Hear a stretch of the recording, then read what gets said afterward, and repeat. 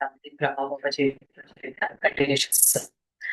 दिव्य दृष्टि के निराले अनुभव योग की बट्टी और दिनचर्या ఈశ్వర్య కరచారి దివ్య దృష్టి నుంచి అతీతమైన అనుభవాన్ని योग बट्टी दिनचर्या ఎలా ఉండేదో చూద్దాం।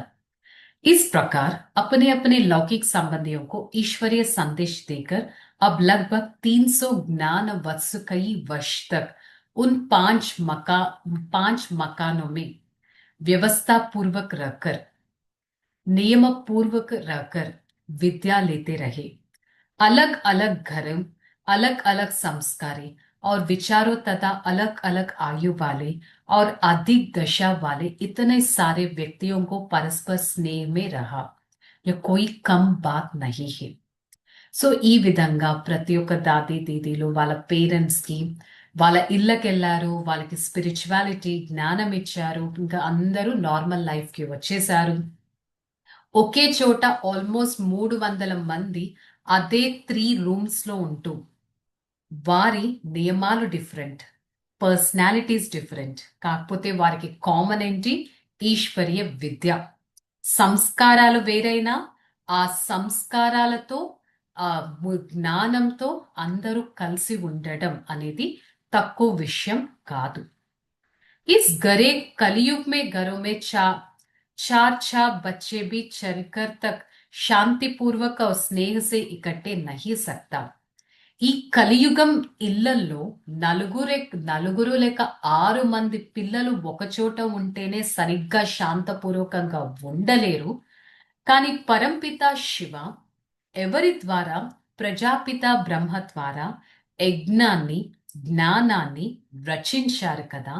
వారి అద్భుతం ఏంటంటే ఇన్ని వ్యక్తిత్వాలు ఉన్న మాతలు, కన్యలు, డిఫరెంట్ ఏజ్ గ్రూప్స్ ఉంటాయి। ఈ అలౌకిక శిక్షణను ధారణ చేస్తూ పరస్పరం ఎంత స్నేహపూర్వకంగా కలిసి ఉన్నారు। పరస్పరం పురుషార్థం చేస్తూ తమ సంస్కారాలను ఎంతగా శుద్ధి చేసుకుంటున్నారు। అనేక రకరకాలుగా విఘ్నాలు వచ్చేవి, కానీ యాత్ర స్టీమర్ ఎలా ఉంది? సముద్రంలో వెళ్తుంది, ఆ సముద్రంలో తుఫాన్లు వస్తాయి, అయినా కూడా కదులుతూ ఉంటుంది, చేపలు పైకి కిందకి వస్తూ ఉంటాయి, కానీ ఏ విఘ్నం కూడా ఆ స్టీమర్ ని ఆపలేకపోయింది। అంటే జ్ఞానం యోగం శక్తి అంతగా ఉంది।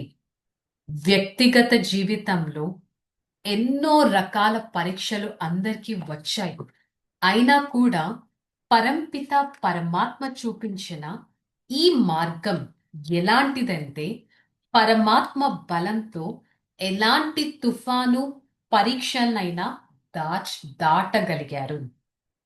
ప్రజాపిత బ్రహ్మ, జగదంబ సరస్వతి ఆదర్శ జీవితాన్ని ప్రతి ఒక్కరికి ఒక ఉత్సాహం, ఒక ప్రేరణ దర్శనీయంగా అయ్యింది।